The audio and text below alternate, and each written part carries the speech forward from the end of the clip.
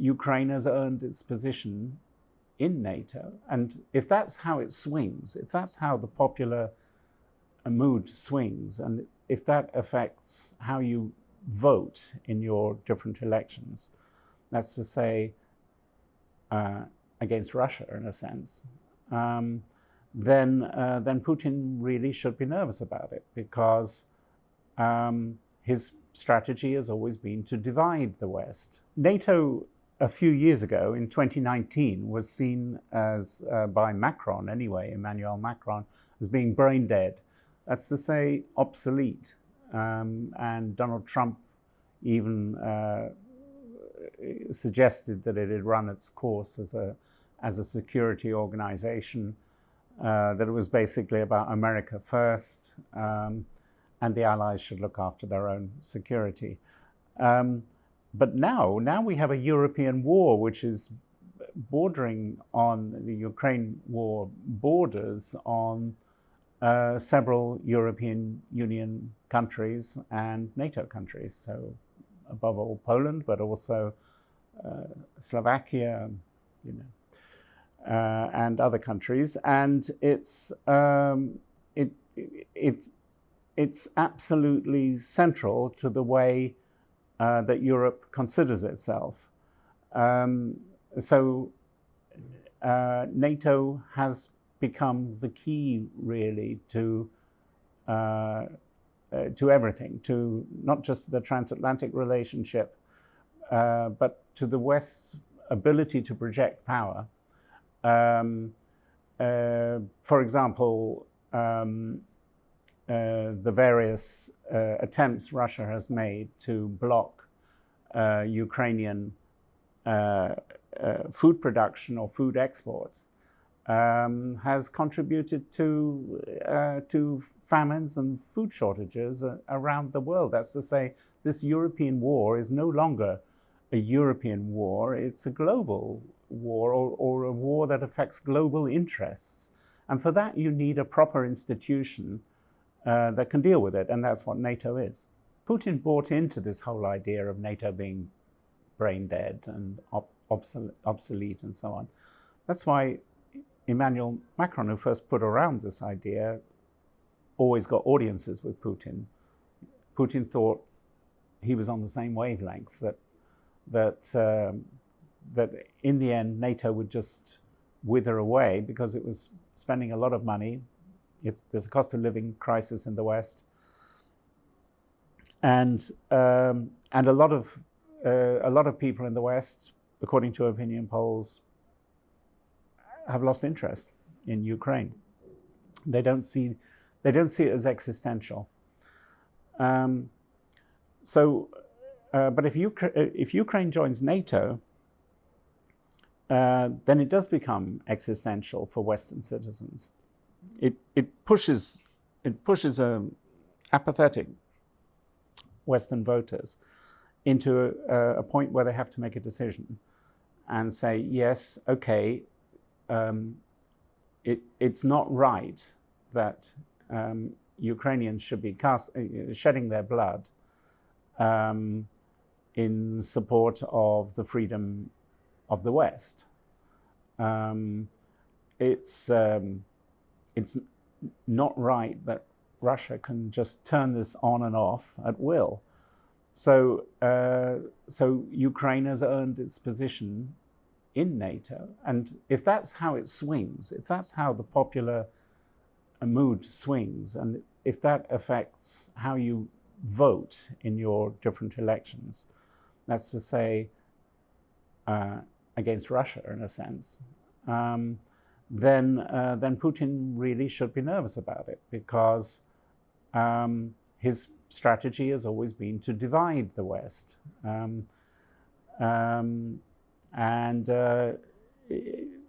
with some success, yeah. But Ukraine in a NATO alliance and selling this to Western electorates as a triumph, which Western governments will do, is not what Putin wants. Putin wants everyone clawing at each other. He wants more and more bribable politicians. He wants more and more people becoming neutral or non-aligned, and that tide is turning against him now. Well, Ukraine considers it absolutely central, and I think we should all see that this will have to remain a NATO war. The question is, should Ukraine be allowed to actually join and become a member of NATO? So in not just being armed by a huge NATO arsenal, not just being trained by NATO officers, not just sharing NATO intelligence, but actually becoming a member. And that has quite a lot of structural complications and could, say, some NATO members get us into hot water. And this is really what the NATO summit is about.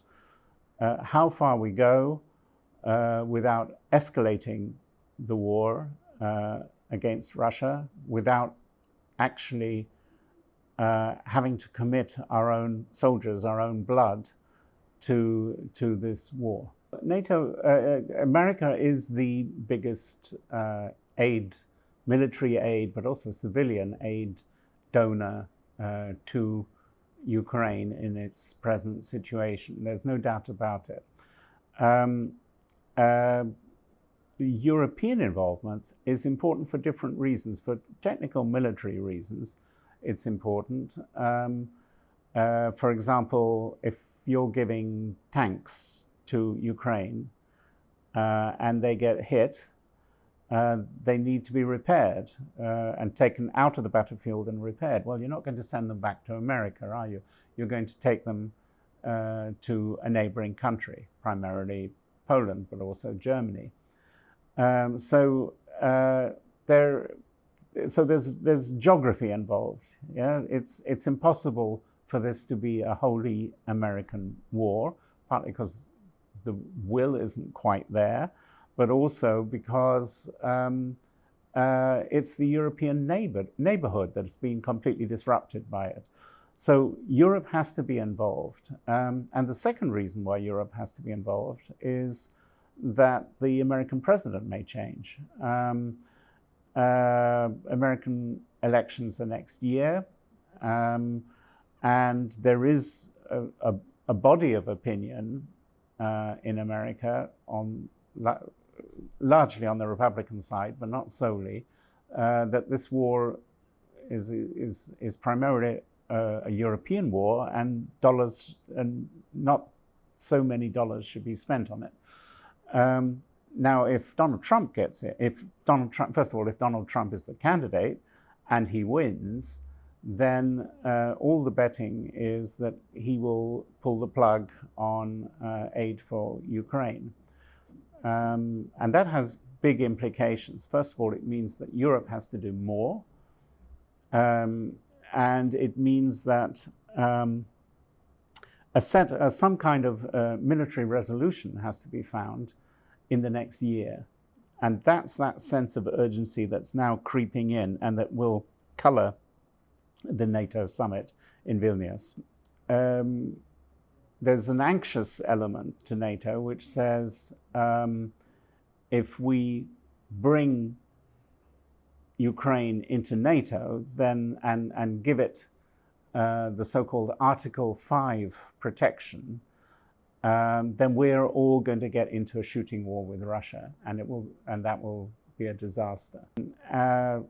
So the question for the NATO summit is how to get around that, how to give Ukraine security guarantees going forward, without making that extra step towards being active combatants against Russia. So there are different options that could happen. I mean, there is one stalwart group within NATO which simply says Ukraine will never be allowed to join NATO as long as this war continues.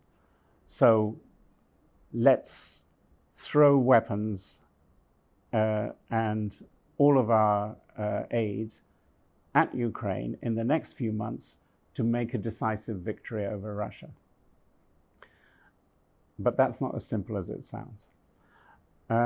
So the more realistic route is to find some kind of medium, some kind of interim measures that can help Ukraine fight, that give it confidence to fight, give it confidence in a post-war scenario.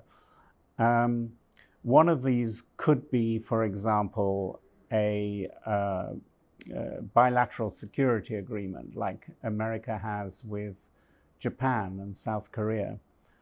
But this is a European country, and America, not just under Trump, but under any president, will probably say, well, why should we be giving a unilateral security agreement to a European country? Why don't the Europeans do it?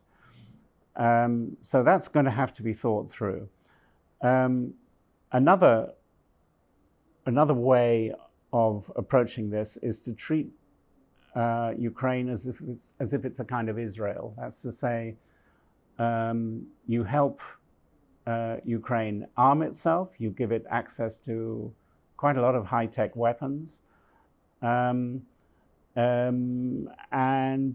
you let it get on with the job. You give it a lot of political support, you watch its back in the United Nations, but ultimately you don't put your troops there.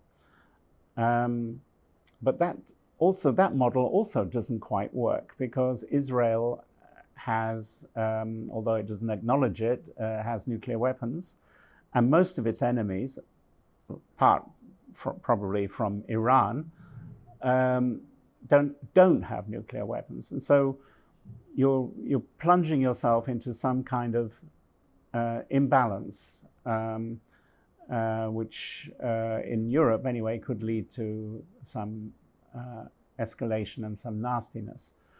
So then there's the third, and probably one of the favored options, which is to set up a joint expeditionary force between to make a kind of coalition of the willing between some NATO countries who are ready to take on the responsibility for watching over Ukraine, deterring Russia from doing anything really bad, let's say even worse, while Ukraine is waiting for NATO membership. So it would be an agreement that, so NATO membership is likely to take a year. Yeah, that's I mean, even that's an extremely speeded up process. But from your first formal invitation, which they might get at the summit, to actual formal acceptance, there's at least 12, 14, 15 different steps. One has to negotiate the terms, one has to negotiate reforms in Ukraine. Ukraine has to agree. Every member of NATO has to ratify it. So any number of NATO countries could block it and slow it down and so on. But assuming that it's a year, or around about a year, this agreement would be probably, maybe even British-led, but with the participation of Poland and certainly with the infrastructural and intelligence support of the United States. These countries would stand up and say, we will act on behalf of NATO, but above all in the interests of the West, to come to the support of Ukraine if it's attacked in a certain way while it's waiting for NATO membership. Attacking a city in a country that is an applicant country for NATO deserves some kind of armed response that doesn't lead to Armageddon or World War III. And that's the way to do it. But it means what you need is risk takers, yeah, and the German leader Olaf Scholz isn't exactly John Wayne. He's not going to be riding in to town. So it needs a high level of military competence, special forces. It needs that kind of readiness to act. The Russian army has to be taken seriously. One of the problems of the past year has been the various setbacks to the Russian army and the unexpected brilliance sometimes of the Ukrainians and their improvised warfare has led us to kind of underappreciate how Russia can change over time. And that's what's been happening over the last 3-4 months. Its arms factories are cranking out weapons. The whole structure of defense industry in Russia has been changed over the last 3 or 4 months.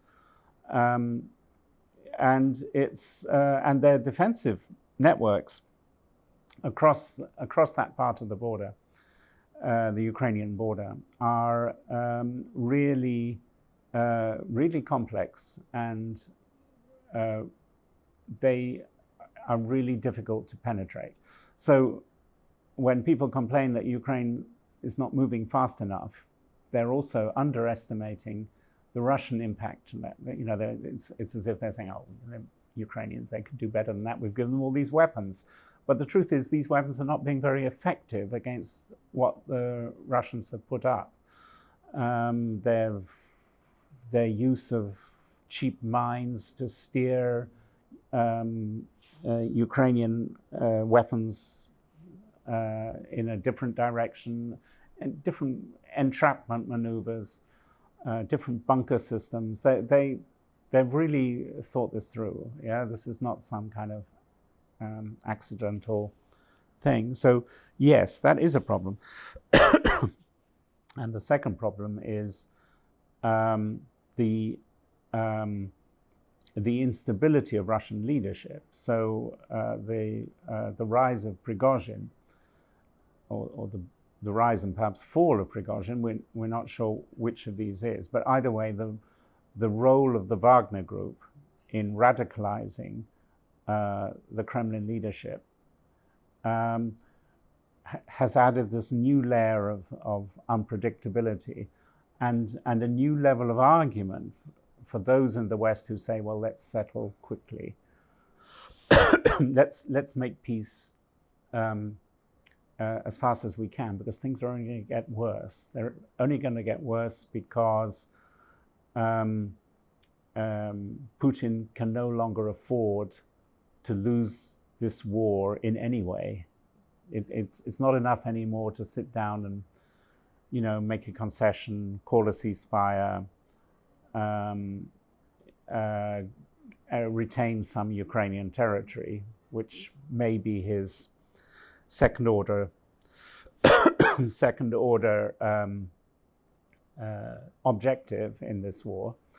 That's not enough anymore, because there's that added feeling that things can just change, just like that.